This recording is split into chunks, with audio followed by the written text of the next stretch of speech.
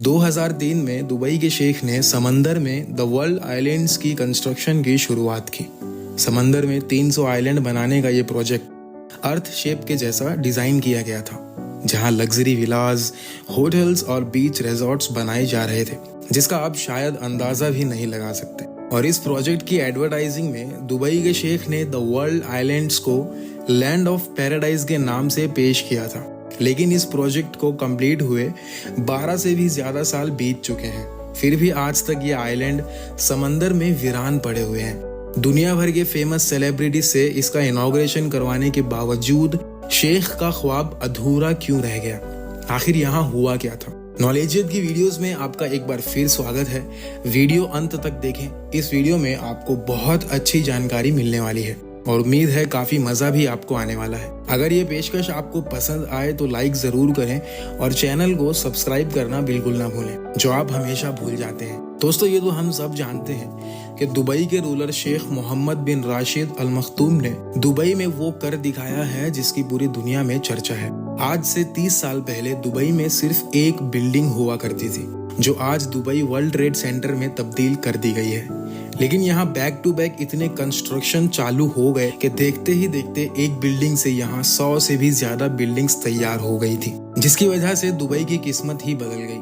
जो देश 100% ऑयल पे डिपेंड था, वो अब सिर्फ 3% ऑयल पे डिपेंड रह गया है। और शेख का ख्वाब भी कुछ ऐसा ही था।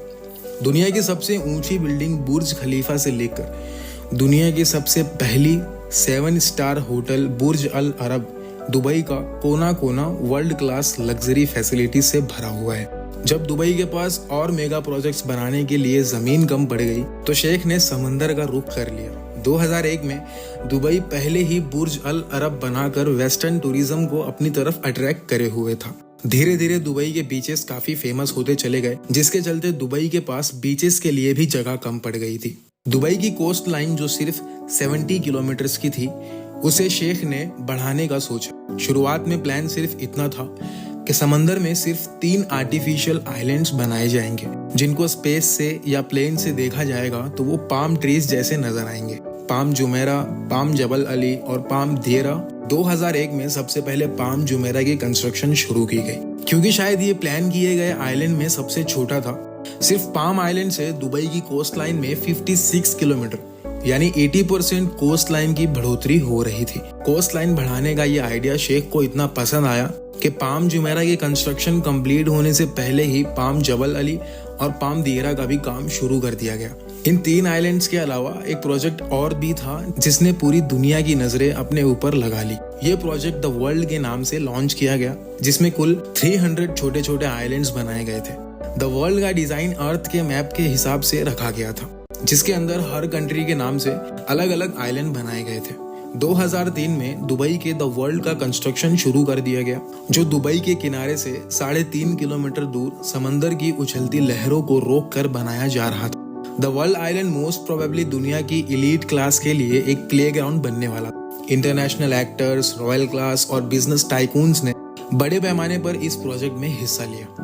कुछ ने अपने पर्सनल यूज के लिए यहाँ आइलैंड्स खरीदे और कुछ ने इसकी एडवर्टीजमेंट करके अपना रोल निभाया। यहाँ पे सबसे छोटे आइलैंड की प्राइस $15 मिलियन है, जो इंडियन रुपीस में 117 करोड़ रुपए के करीब है।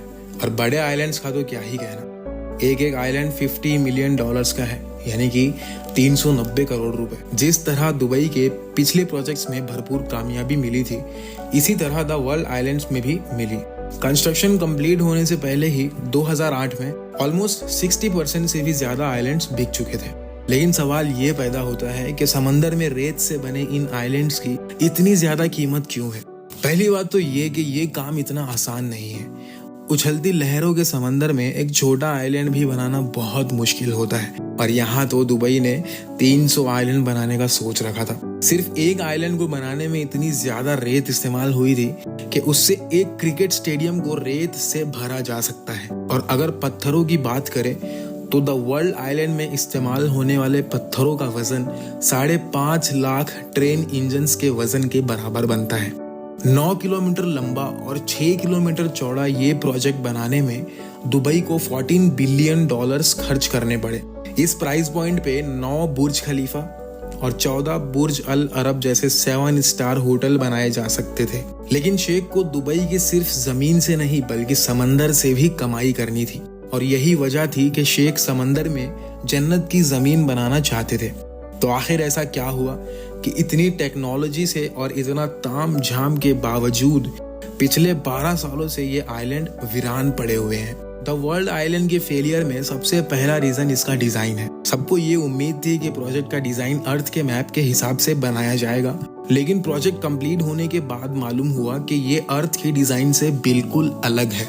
ज्यादातर आइलैंड की शेप काफी कंट्रीज के शेप से अलग थी और इस चीज से इन्वेस्टर काफी डिसअपॉइंट हो गए थे। लेकिन सिर्फ डिजाइन का ना मिलना ही द वर्ल्ड का फेलियर नहीं था। 2008 में द वर्ल्ड की लॉन्च रखी गई और पूरा दुबई फायरवर्क से चमका दिया गया था। जितना पैसा इस लॉन्च इवेंट में बहाया गया वो सारा का सारा बेमकसद साबित हुआ, क्योंकि ये वो वक्त था जब पूरी दुनिया को ग्लोबल फाइनेंशियल क्राइसिस ने जकड़ रखा था। द वर्ल्ड के 60% आइलैंड द फाइनेंशियल क्राइसिस से पहले ही सेल हो चुके थे, और इस क्राइसिस की वजह से ना सिर्फ वर्ल्ड आइलैंड्स बल्कि पूरे दुबई की प्रॉपर्टी की रेट्स गिर चुकी थी। फाइनेंशियल क्राइसिस की वजह से जिन एलिट्स ने ये आइलैंड खरीद रखे थे उन्होंने भी इस पर काम नहीं करवाया था। वक्त गुजरता चला गया और इसी दौरान एक और मुसीबत खड़ी हो गई। खाली पड़े आइलैंड्स धीरे धीरे समंदर में जाने लगे थे। ये नोटिस हुआ कि कई आइलैंड्स उसकी कटाई की वजह से समंदर के नीचे जा चुके हैं। यह खबर जहां अपने तौर पे बहुत डेंजरस थी, वहीं मीडिया कवरेज ने द वर्ल्ड आइलैंड पर से लोगों के ट्रस्ट को भी तोड़ दिया था। उसका मतलब ये हुआ कि ग्लोबल क्राइसिस खत्म होने के बाद दुबई के दूसरे एरियाज में तो बिजनेस वापस लौट आया, लेकिन वर्ल्ड आइलैंड पर इरोजन के डर से किसी ने भी अपनी किस्मत नहीं आजमाई। इंजीनियर्स और रिसर्च टीम ने जब आइलैंड इरोजन को इन्वेस्टिगेट किया तो एक और खौफनाक मामला सामने आया। पाम जुमेरा, पाम जबल अली और पाम दियरा के साथ साथ वर्ल्ड आइलैंड के कंस्ट्रक्शन में इस्तेमाल होने वाली रेत पर्शियन गल्फ के समंदर से ही निकालकर आइलैंड साइट पर लाई जाती थी। जिन शैलो वाटर से रेत निकाली गई थी वहां पानी का दबाव बढ़ गया था, जिसकी वजह से समंदर की वेव्स में काफी चेंजेस आने लगे। वेव्स में चेंजेस आने की वजह से ना सिर्फ आर्टिफिशियल आइलैंड्स बल्कि पूरी दुबई की कोस्ट लाइन में इरोजन देखी गई। ये सैटेलाइट फुटेज 2002 की है, जब सिर्फ पाम जुमेरा बनाया गया था। इस फुटेज में दुबई की कोस्ट लाइन को गौर से देखें, जो कि ऑलमोस्ट स्ट्रेट लाइन में है। अब गौर करें इस 2008 की फुटेज पर, जब बाकी तमाम आइलैंड्स बन चुके थे। इसमें साफ साफ देखा जा सकता है कि दुबई की अपनी कोस्ट लाइन जगह जगह से कट रही है, और इसको रोकने के लिए कई जगह पर आर्टिफिशियल वॉल्स भी खड़ी की गई है। आर्टिफिशियल आइलैंड बनाने, दुबई की कोस्टलाइन को डबल ट्रिपल करने और नेचर से खिलवाड़ करने का नतीजा आप साफ देख सकते हैं। इस मामले ने इन्वेस्टर्स, बिजनेस टाइकून्स और सेलिब्रिटीज के ट्रस्ट लेवल को बिल्कुल नीचे गिरा दिया था, जिसकी वजह से दुबई में तमाम आइलैंड्स पर काम फौरन रुकवा दिया गया था। बात यहाँ तक पहुंच गई कि दुबई को पाम जबल अली के इन्वेस्टर्स को रिफंड करना पड़ा और पाम दियरा के प्रोजेक्ट को आधे में ही छोड़ना पड़ा। बेशक प्राइवेट आइलैंड्स का एक अपना ही चार्म है, लेकिन जो लग्जरी वर्ल्ड आइलैंड में एंजॉय की जा सकती है वो पाम जुमेरा पर ऑलरेडी की जा रही है और लोग कर रहे हैं। आखिरकार ये दुबई का पहला आर्टिफिशियल आइलैंड प्रोजेक्ट है जो बहुत सक्सेस हुआ। कई famous celebrities already palm Jumeirah पर प्रॉपर्टीज ओन करते हैं, जिसमें famous football player David Beckham, Shahrukh Khan और शिल्पा शेट्टी के साथ साथ कई जाने माने नाम भी शामिल हैं। लेकिन ऐसा भी नहीं है कि वर्ल्ड आइलैंड पर किसी ने भी अपना मेंशन नहीं बनाया। 300 में से 9 आइलैंड ऐसे हैं जिनको डेवलप किया जा चुका है। एक लेबनान आइलैंड है, यूरोप आइलैंड है, और फॉर्मूला 1 ड्राइवर के नाम पे बनाया गया माइकल शूमेकर आइलैंड भी बनाया जा चुका है। बाकी 291 आइलैंड्स अभी तक खाली पड़े हुए हैं और धीरे धीरे समंदर में ढहते जा रहे हैं। दुबई के शेख अपनी इस नाकामी से अच्छी तरह वाकिफ हैं और अपनी इस गलती को सुधारने के लिए नए और बड़े प्रोजेक्ट्स भी लॉन्च करने में लगे हैं। नया प्लान ये है कि पहले द वर्ल्ड आइलैंड के यूरोप आइलैंड को डेवलप किया जाए।